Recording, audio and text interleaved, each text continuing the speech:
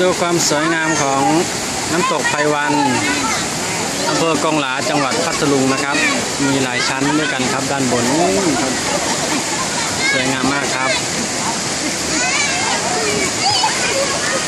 แต่นี้เวลาก็ประมาณเกือบ4 โมงเย็นนะครับเด็กๆยังเล่นน้ำกันอยู่เลยน้ำเย็นมากครับเย็นมากๆมาเที่ยวกันนะครับ